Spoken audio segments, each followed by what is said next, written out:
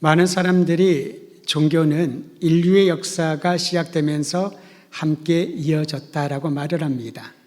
소위 말하는 종교란 단어와 형태를 갖춘 것은 조금 이유에 있습니다만은 태초에 창조된 인류인 아담과 하와가 하나님과 교제했다. 그것이 예배이고 소위 종교라는 형태를 말하는 이들에게는 출발이 아닐까 싶습니다.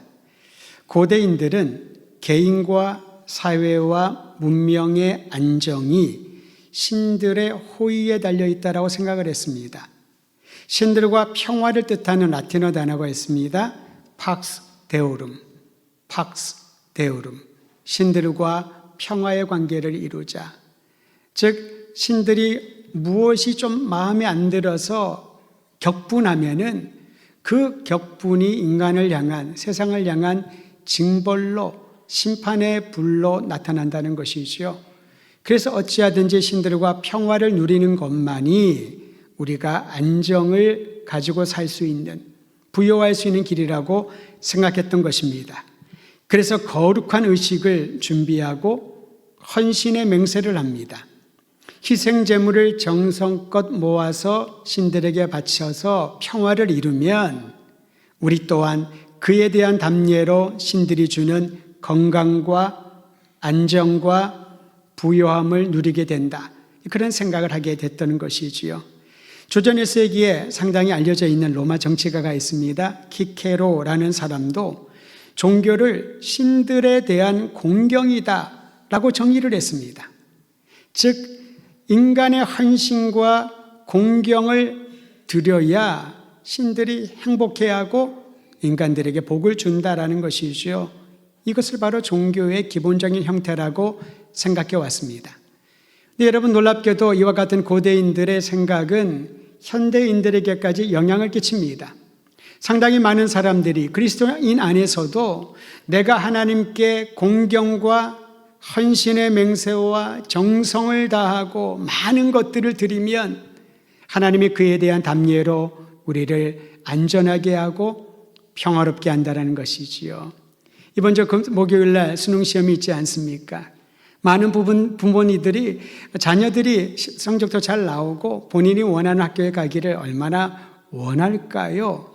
그래서 만약에 이런 기도를 한다면은 고대인들의 종교에 대한, 신앙에 대한 생각과 다를 바가 없습니다. 예를 들면 하나님, 얘들이 찍더라도 다 맞게 해주시고 얘들이 지원하는 데는 미달이 되게 하시고 얘들이 무엇을 하든지 형통하게 하시고 머리가 되고 꼬리는 안 됩니다.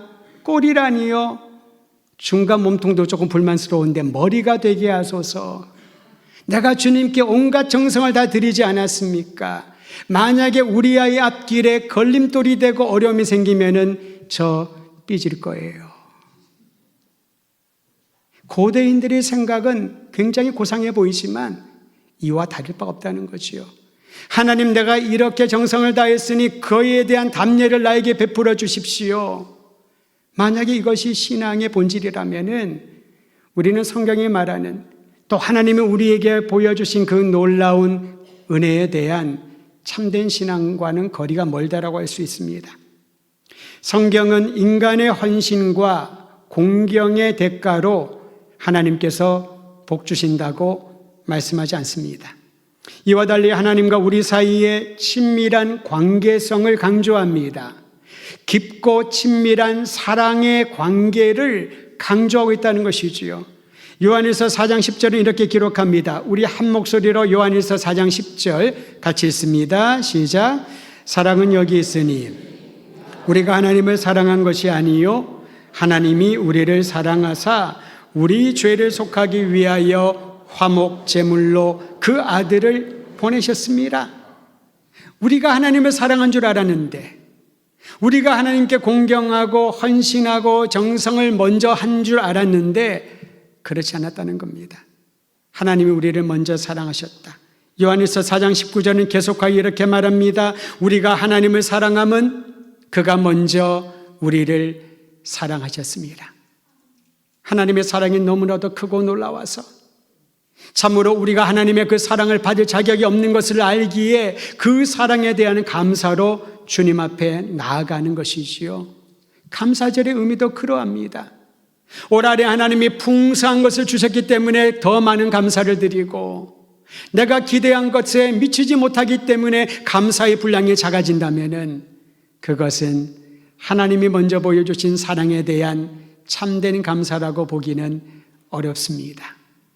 외양간에 소가 없을지라도, 무화과 나무에 열매가 맺혀 있지 않을지라도, 내가 땀 흘려 애썼지만은 기대하는 소득에 차지 못했을지라도 살아계신 하나님, 나를 사랑하신 하나님으로 인하여 내가 주님을 찬양하며 감사하리이다. 이것이 감사의 마음이고 감사하는 신앙인의 진정성 있는 고백인 것입니다. 오늘 말씀해 보니까요, 바울은 이처럼 하나님의 구원의 은총을 입고 감사하는 사람의 삶을 이렇게 말했습니다. 그리스도의 죽으심과 같은 죽음으로 그분과 연합하고 그리스도의 부활하심과 같은 부활로 그분과 연합한다고. 로마서 6장 5절의 말씀인 것이지요. 그리스도의 죽으심과 같은 죽음으로 그분과 연합한다고 하는 것은 죄의 심각한 문제를 다루시는 하나님의 놀라운 은총에 기인하고 있습니다. 여러분, 죄는 인간의 실존을 끊임없이 괴롭히는 독소와 같은 요인입니다. 예수님을 구주로 영접한 이후에 더 이상 죄를 안 범할 줄 알았는데 죄를 범합니다. 여전히 실수를 합니다. 예전의 습성과 악한 행위를 버리지 못하고 그 안에 머물러 있을 때가 얼마나 많이 있습니까? 이처럼 죄의 물은요, 빼려고 노력을 하더라도, 강력한 세척제로 씻어버리려 하더라도 씻어지지 않는 것이 바로 죄의 강력한 힘인 것이지요. 이 죄는 하나님과 우리의 관계를 단절시킵니다. 다른 사람과의 관계도 단절시킵니다. 죄는 수치의 늪에 우리를 빠뜨리며 궁극적으로 삶 전체에 고통을 줍니다. 그래서 바울은 죄의 결과는 사망이라고, 절망적인 사망에 이를 뿐이라고 선언하고 있지 않습니까? 그래서 죄에 사로잡힌 우리 하나님께서는 사랑하시어 우리를 절망의 늪에서 건져주시기 위하여, 구원하기 위하여 독생자 예수 그리스도를 보내시어 십자가에 달려 고난받고 죽게 하셨던 것이지요. 그리스도의 십자가의 고난과 죽음은 이제 죄에 매여 있는 사람이 아니라 죄의 지배로부터, 영향력으로부터 벗어났다는 놀라운 역사를 보여주는 것입니다. 사랑하는 성도 여러분, 예수님의 구주를 믿음으로 우리가 구원을 받았다면 그 말은 육신의 정욕과 욕심과 죄를 십자가에 못 박았다라는 주의 능력인 줄을 믿으시기를 바랍니다. 십자가의 못을 박아야 되는 거죠.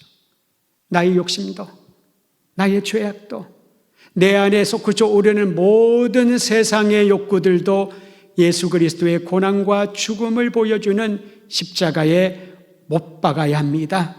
그래야 그리스도의 부활과 함께 우리도 다시 새 생명을 얻은 새 사람으로 변화될 것입니다. 그리스도 예수를 믿는 자를 새 사람이라고 말합니다. 새로운 피조물이라고 말을 하지요. 새 사람은 옛 사람과 확연히 다릅니다. 새 사람은 외형의 변화를 가지고 온 사람이 아닙니다.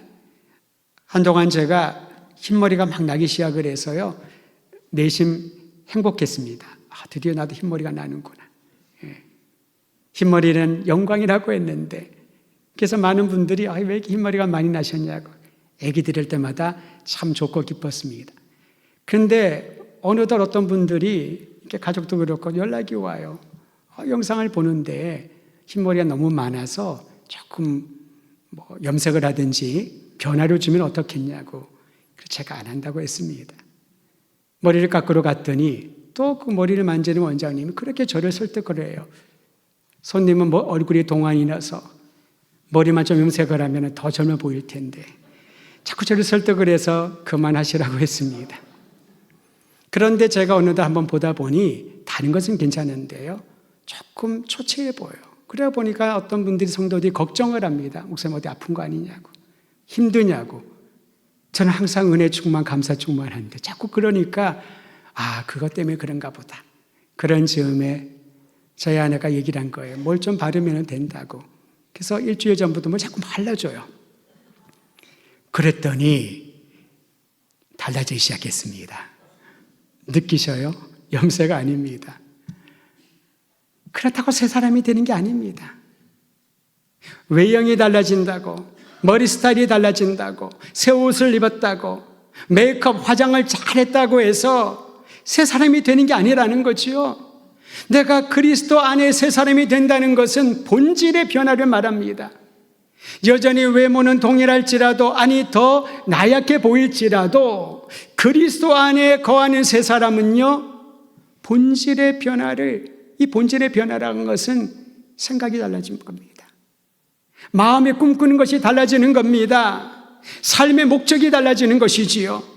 사랑하는 성도 여러분, 성경은 우리에게 일어나는 새 사람의 변화를 다음과 같이 말합니다. 에베소서 4장 24절, 하나님을 따라 의와 진리의 거룩함으로 지으심을 받은 새 사람을 입으라. 새 사람은 어떤 사람입니까? 하나님의 의와 진리의 말씀으로 거룩하게 새로 창조된 이를 말합니다. 골로새서 3장 10절, 새 사람을 입었으니 이는 자기를 창조하신 이의 형상을 따라 지식에까지 새롭게 하심을 입은 자니라. 하나님의 형상대로 창조된 우리가 회복되는 것입니다.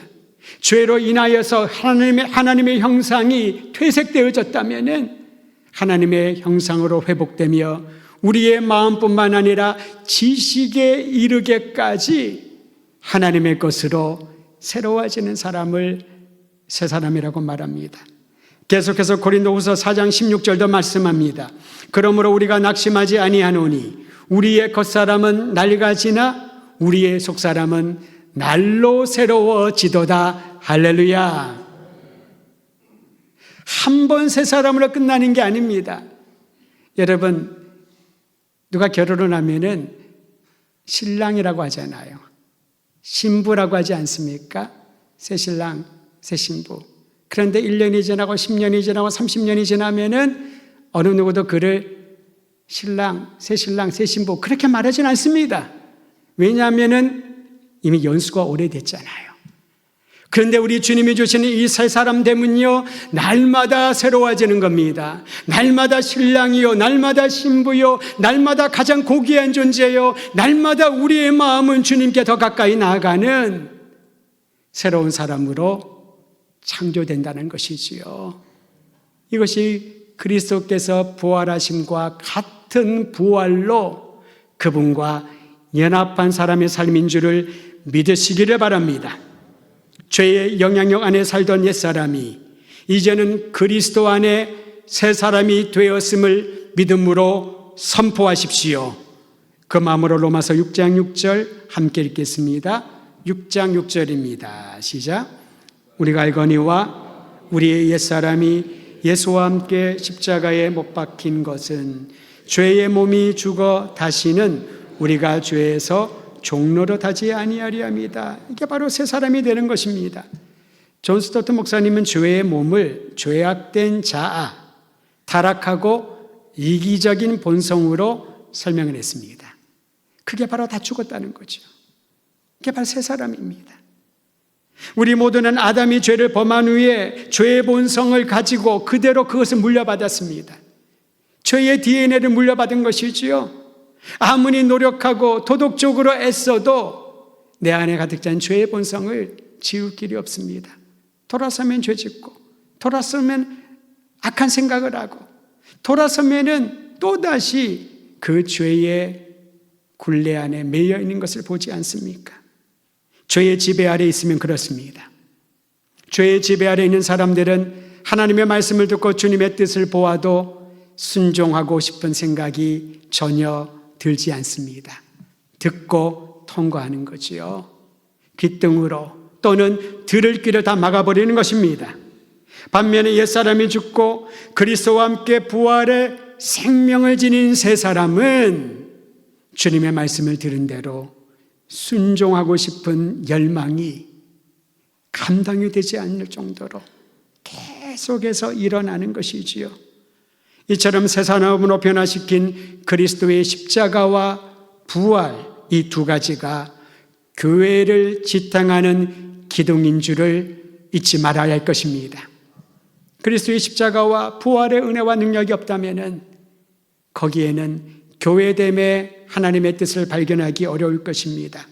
로마서 6장 10절은 그래서 이렇게 말합니다. 10절 말씀도 한 목소리로 읽지요. 시작. 그가 죽으시면 죄에 대하여 단번에 죽으심이요 그가 살아계심은 하나님께 대하여 살아계심이니 예수님의 죽음은 죄에 대하여 단번에 죽으셨다라고 말합니다. 우리가 치러야 될 죄의 대가를 일시불로 완불하셨습니다. 어떻게 계산을 하면 꼭 물어봐요. 일시불 하실 거예요? 할부로 하실 거예요? 5만 원짜리 산인데 할부하면 어떻게 해야 되나요? 그런데 하나님께서는 그리스도를 통하여 우리가 마땅히 치러야 될 죄의 값을 완불해 주셨습니다. 이게 단번에라는 거죠. 단번에 죄의 대가를 모두 지불하셨기 때문에 더 이상 정죄당할 그런 이유가 없습니다. 그냥 마귀는 계속 우리의 귀에다가 대고 외칩니다. 너는 아직까지 부족하다.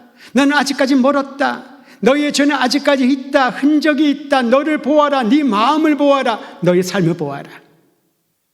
그러나 그리스도 예수 안에 있는 이들은 성령의 생명의 성령의 법이 우리를 자유케 하여 주셨으니 단번에 그리스도의 죽으심으로 우리의 모든 죄가 소멸됐음을 믿음으로 선포하시길 바랍니다. 이제 그리스도 안에 자유인이라면 자유인답게 살아야 됩니다. 어깨를 열고 당당하게 우리의 대장 되신 우리의 주님이신 예수님의 손을 붙잡고 주님의 거룩함을, 주님의 생명을 드러내는 일에 앞장서야 할 것입니다. 그리스도의 보혈로 죄 용서받았다는 이 복음을 어느 누구도 무효화시킬 수 없음을 알고 주님이 주시는 이 놀라운 복음의 능력을 날마다 기억하며 감사하시길 바랍니다. 부활하신 그리스도와 함께 사는 사람에겐 새로운 삶의 목적이 생깁니다. 좀 전에 우리가 6장 10절을 읽었던 것처럼 예수께서 죽음에서 다시 살아나심은 하나님에 대하여 살아계심이라고, 그분을 주님으로 믿고 모시는 모든 이들에게는 우리의 삶 역시 하나님에 대하여 살아가야 함을, 삶의 목적을 갖게 되는 것입니다. 예수님은 공생의 기간 동안 하나님을 위하여 사는 삶이 어떠한 것인지 모범을 친히 보여주셨습니다.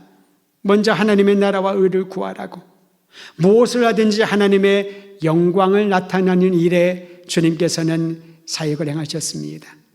많은 사람들이 궁금해하는 질문이 있었지요. 나면서부터 앞을 못 보는 사람이 누구의 죄냐고, 사람들은 죄의 문제를 누구의 잘못인지에 대하여 관심 가질 때 예수님은 전혀 다른 각도에서 그의 장애를 말씀하셨습니다.